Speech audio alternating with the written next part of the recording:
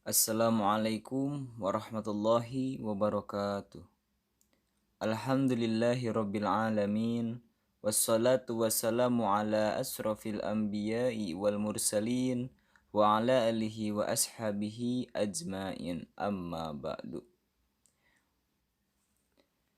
Perkenalkan, nama saya Deden Renaldi Alpian, NPM 101190085. Pada kesempatan kali ini saya akan menyampaikan materi dari pertemuan 1 sampai pertemuan 4. Akan membahas dari materi tentang Ma'rifatul Rasul, mengenal hakikat Rasul. Yang pertama ada maknatul Rasul, kedudukan Rasul. Nabi Muhammad SAW adalah sebagai hamba di antara hamba-hamba Allah lainnya. Sebagai hamba, maka Rasul mempunyai ciri yang juga sama dengan manusia lainnya. Seperti beliau sebagai manusia mempunyai nasab dan jasadnya, sebagai hamba ini menunjukkan bahwa Nabi adalah manusia yang Allah berikan kemuliaan berupa wahyu dari Allah. Untuk mengetahui Nabi sebagai hamba dapat kita ketahui secara pasti dari perjalanan syirah Nabi, khususnya di dalam fikih syirah. Selain itu, Nabi Muhammad SAW juga sebagai Rasul di antara para Rasul.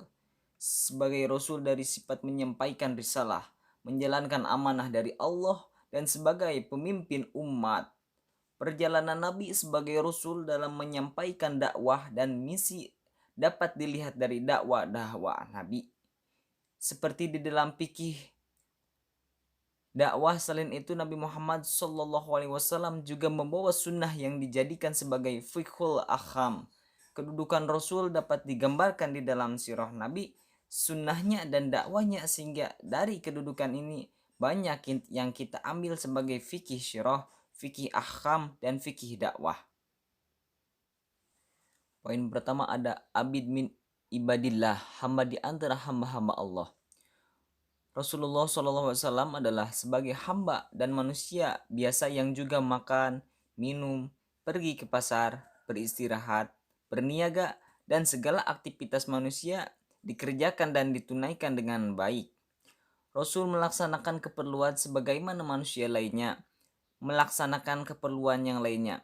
Dari keadaan ini dapat disimpulkan bahwa Rasul sebagai manusia dan kita pun sebagai manusia, sehingga apa yang dikerjakan oleh Nabi juga dapat dikerjakan oleh kita secara baik. Tidak ada alasan untuk tidak mengerjakan perintah Rasul karena Allah telah mengutus Rasul dari kalangan manusia juga. Seperti dalam riwayat, Allah berfirman dalam Al-Quran surat Al-Kahfi, A'udzubillahi minasyaitonirrajim. Bismillahirrahmanirrahim. Qul innama ana basyarum mislukum yuha ilayya annama ilahukum ilahu wahid. Faman kana yarju liqa'a rabbih falyamal amalan solihan wala yusrik bi ibadatihi rabbih ahada. Yang artinya, katakanlah, sesungguhnya aku ini manusia biasa seperti kamu, yang diwahyukan kepadaku bahwa sesungguhnya Tuhan kamu itu adalah Tuhan yang esa. Barang siapa yang mengharap perjumpaan dengan Tuhannya, maka hendaklah ia mengerjakan amal yang soleh, dan janganlah ia mempersekutukan seorang pun dalam beribadah kepada Tuhannya. Quran surat Al-Kahfi surat ke-18 ayat 110. Kemudian poin yang kedua yaitu insan, manusia. Rasul sebagai manusia digambarkan makan, ke pasar, dan sebagainya. Perilaku ini menggambarkan suatu aktivitas sehari-hari manusia. Apabila Rasul sebagai manusia, maka dakwah mudah dilaksanakan dan mudah diterima. Tidak ada alasan bagi manusia untuk menolaknya. Apabila malaikat sebagai nabi, maka banyak alasan untuk tidak melaksanakan perintah Allah. Kaum Yahudi senantiasa mempersoalkan kehadiran Rasul yang berasal dari manusia. Sebetulnya, mereka mengada-adakan persoalan yang didasari kekufurannya kepada Allah. Sebagaimana firman Allah yang artinya, dan mereka berkata, mengapa Rasul itu memakan makanan dan berjalan di pasar-pasar? Mengapa tidak diturunkan kepadanya seorang malaikat agar malaikat itu memberikan peringatan bersama-sama dengan dia? Atau mengapa tidak diturunkan kepada harta kekayaan, atau mengapa tidak ada kebun baginya sehingga dia dapat makan dari hasilnya? Dan orang-orang alim itu berkata, kamu hanyalah mengikuti seorang laki-laki yang kena sihir. Perhatikanlah bagaimana mereka membuat perumpamaan-perumpamaan tentang engkau, maka sesatlah mereka. Mereka tidak sanggup mendapatkan jalan untuk menentang kerasulanmu. Quran surat Al-Kafirun ayat 7 sampai ayat 9. Materi yang selanjutnya adalah wajibuna nahwar rasul, kewajiban terhadap rasul.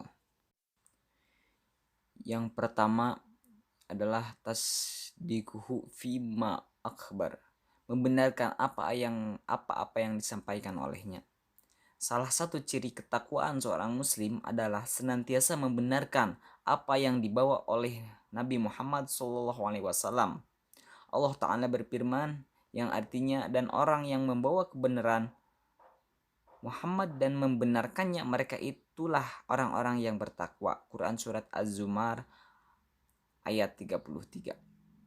Salah satu contoh teladan bagi kita dalam hal ini adalah Abu Bakar As-Siddiq, yang dalam berbagai momen selalu menjadi orang yang terdepan dalam membenarkan Rasulullah SAW.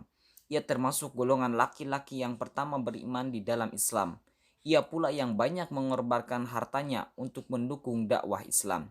Dialah orang yang tanpa ragu segera membenarkan peristiwa Isra Mi'raj yang dialami Nabi saat orang-orang mendustakan peristiwa itu. Dialah yang menjadi teman Nabi dalam perjalanan hijrah ke Madinah dan seterusnya. Dan apa yang dikatakannya bukan berdasarkan nafsu melainkan wahyu Allah. Seorang muslim yang baik seperti misalnya Abu Bakar radhiyallahu anhu selalu membenarkan dalam peristiwa Isra Mi'raj tatkala kebanyakan orang mendustakannya. Abu Bakar mengatakan, kalaupun dia mengatakan yang lebih dari itu, aku tetap mempercayainya. Maka Rasul pun menjulukinya sebagai Asy-Siddiq. Terus yang kedua ada saat tahu fima ammar, mentaati apa yang beliau perintahkan. Inilah konsekuensi yang harus dijalani bagi mereka yang mengaku beriman kepada Rasulullah SAW. Allah Ta'ala berfirman yang artinya, sesungguhnya jawaban orang-orang mukmin bila mereka dipanggil kepada Allah dan Rasulnya agar Rasul menghukum, mengadili di antara mereka ialah ucapan, kami mendengar dan kami patuh. Dan mereka itulah orang-orang yang beruntung. Quran surat An-Nur ayat 51. Dalam ayat lainnya juga disebutkan yang artinya, dan tidaklah patut bagi laki-laki mukmin dan tidak pula bagi perempuan yang mukmin apabila Allah dan Rasulnya telah menetapkan suatu ketepatan akan ada bagi mereka pilihan yang lain tentang urusan mereka. Dan barang siapa mendurhakai Allah dan Rasulnya, maka sesungguhnya dia telah sesat yang nyata. Quran surat Al-Ahzab ayat 36. Materi selanjutnya yaitu nataiju ittibair rasul, hasil dari mengikuti Rasul. Keimanan kepada Rasulullah SAW harus diwujudkan dengan cara ittiba, yaitu mengikuti kepada beliau. Seseorang yang rela ittiba kepada Rasul berarti telah tertanam dalam dirinya tasdik, pembenaran dan ketaatan, sebagaimana disebutkan dalam pembahasan wajibuna nahwur Rasul, sehingga ia senantiasa bersedia mengikuti komando Rasulullah SAW, yaitu menjauhi apa yang dilarangnya dan beribadah dengan apa yang disyariatkannya. Seseorang yang beritiba akan memetik hasil yang bermanfaat bagi dirinya, baik di dunia maupun di akhirat kelak. Yang pertama adalah memperoleh mahabbatullah, kecintaan dari Allah. Allah Ta'ala berfirman yang artinya, katakanlah, jika kamu benar-benar mencintai Allah, ikutilah aku. Niscaya Allah mengasihi dan mengampuni dosa-dosamu. Allah Maha mengampuni lagi Maha penyayang. Quran surat Ali Imran ayat 31. Kemudian yang kedua adalah memperoleh rahmatullah, rahmat Allah. Allah berfirman yang artinya, dan taatilah Allah dan Rasul supaya kamu diberikan rahmat. Quran surat Ali Imran ayat 133. Muslim yang selalu taat dan patuh kepada perintah Allah dan Rasulnya akan mendapatkan limpahan rahmat dari Allah, yakni balas kasih, kasih sayang, kebaikan, kemurahan, dan simpati, sehingga ia mendapatkan kehidupan yang bahagia di dunia maupun di akhirat kelak. Yang ketiga, memperoleh hidayatullah, petunjuk Allah. Nabi Muhammad SAW adalah pembawa petunjuk Allah Ta'ala. Maka dengan beritiba kepadanya, kita akan memperoleh hidayah Allah, dapat mengetahui iman dan ajaran yang benar. Allah berfirman dalam Al-Quran yang artinya, dan demikianlah kami wahyukan kepada wahyu Al-Quran. Dengan perintah kami, sebelumnya kamu tidaklah mengetahui apakah kitab Al-Quran dan tidak pula mengetahui apa yang iman itu. Tetapi kami menjadikan Al-Quran itu cahaya yang sesungguhnya kamu benar-benar memberi petunjuk kepada jalan yang lurus. Quran surat Asy-Syura ayat 52. Kemudian yang keempat, memperoleh karunia mushabbatul akhyati fil jannah, berkumpul bersama orang-orang pilihan di surga. Allah berfirman yang artinya, dan barang siapa yang mentaati Allah dan Rasulnya, maka itu akan bersama-sama dengan orang-orang yang dianugerahi nikmat oleh Allah, yaitu nabi-nabi, para sedikin, orang-orang yang mati syahid, dan orang-orang soleh. Dan mereka itulah teman-teman sebaik-baiknya. Quran surat An-Nisa ayat 69. Allah Ta'ala akan membalas orang-orang yang taat kepadanya dan kepada Rasulnya dengan pahala yang sangat besar, yaitu bukan saja sekedar masuk surga, tetapi akan ditempatkan bersama nama dengan orang-orang yang paling tinggi derajatnya di sisi Allah, yaitu nabi-nabi, para shodiqin, orang-orang yang benar teguh keimanannya, para syuhada, orang-orang yang mati syahid, dan orang-orang yang saleh. Yang kelima, memperoleh syafaat di akhirat kelak. Syafaat menurut istilah yaitu menolong orang lain dengan tujuan menarik manfaat dan menolak bahaya. Jadi orang yang mendapat syafaat maksudnya adalah orang yang mendapat rekomendasi perlindungan, keselamatan, dan pembelaan di akhirat kelak dari Rasulullah SAW dengan seizin Allah Ta'ala. Allah berfirman dalam Al-Quran yang artinya, Allah tidak ada Tuhan yang berhak disembah melainkan Dia yang hidup kekal lagi terus menerus mengurus makhluknya, tidak mengantuk dan tidak tidur. Kepunyaannya apa yang di langit dan di bumi, tiada yang dapat memberi syafaat di sisi Allah tanpa seizinnya. Quran surat Al-Baqarah ayat 255. Di hari kiamat nanti, Nabi Muhammad SAW akan memberikan syafaat kepada orang-orang yang mau mengikuti ajaran tauhid, yaitu mereka yang tidak menyekutukan Allah Ta'ala dengan suatu apapun. Dari Abu Hurairah bahwa Rasulullah SAW bersabda, bagi setiap nabi ada doa yang dikabulkan dan setiap nabi bersegera berdoa agar dikabulkan, akan tetapi aku simpan doaku untuk dapat memberikan syafaat kepada umatku pada hari kiamat. Dan sesungguhnya syafaatku ini akan diperoleh insya Allah bagi orang yang mati dari umatku dan keadaan tidak menyekutukan Allah dengan suatu apapun. Hadis riwayat Muslim. Yang keenam, memperoleh keceriaan wajah di akhirat kelak. Hal ini disebabkan karena ketika di dunia ia termasuk golongan orang-orang yang taat kepada Allah dan Rasulnya. Seperti dalam Al-Quran, Quran surat Al-Qiyamah ayat 22 sampai 23 dijelaskan.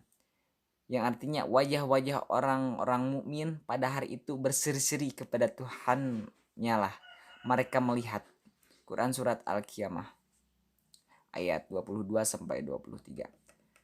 Wajah orang-orang mukmin saat itu begitu ceria karena mereka dapat melihat wajah Allah Ta'ala Nabi Muhammad SAW bersabda, ketahuilah sesungguhnya kalian akan dihadapkan kepada Rob kalian, maka kalian akan melihat Rob kalian sebagaimana kalian melihat bulan ini. Hadis riwayat Muslim. Imam Nawawi rahimahullah mengatakan, artinya kalian akan melihat Allah secara nyata, tidak ada keraguan dalam melihatnya, dan tidak pula ada kesulitan padanya. Seperti halnya kalian melihat bulan purnama, ini secara nyata, tidak ada kesulitan dalam melihatnya. Yang diserupakan di sini adalah cara melihatnya, bukan Allah diserupakan dengan bulan. Kemudian yang ketujuh, memperoleh karunia mujawaratul Rasul, berdampingan dengan Rasul. Mereka yang ittiba kepada Rasul akan memperoleh karunia yang sangat agung, yakni berdampingan dengan Rasulullah SAW di surga kelak. Di antaranya adalah satu, orang-orang yang taat kepadanya. Yang kedua, orang-orang yang mencintainya. Yang ketiga, orang-orang yang memperbanyak salat sunnah. Dan yang keempat adalah orang-orang yang berakhlak mulia. Yang kelima, orang yang memperbanyak sholawat.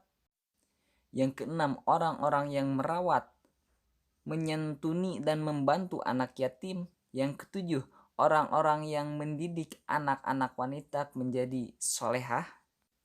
Yang kedelapan, orang-orang yang memperbanyak doa agar didekatkan dengan Nabi di akhirat kelak. Kesimpulan dari materi kali ini adalah hasil yang akan diperoleh oleh orang-orang beriman dan beritiba kepada Rasulullah Shallallahu Alaihi Wasallam adalah as-sa'adah, kebahagiaan fid dunya, di dunia, wal akhirah, dan di akhirat. Cukup sekian yang bisa saya sampaikan pada kesempatan kali ini. Mohon maaf apabila ada kesalahan. Wabillahi taufiq wal hidayah. Wassalamualaikum warahmatullahi wabarakatuh.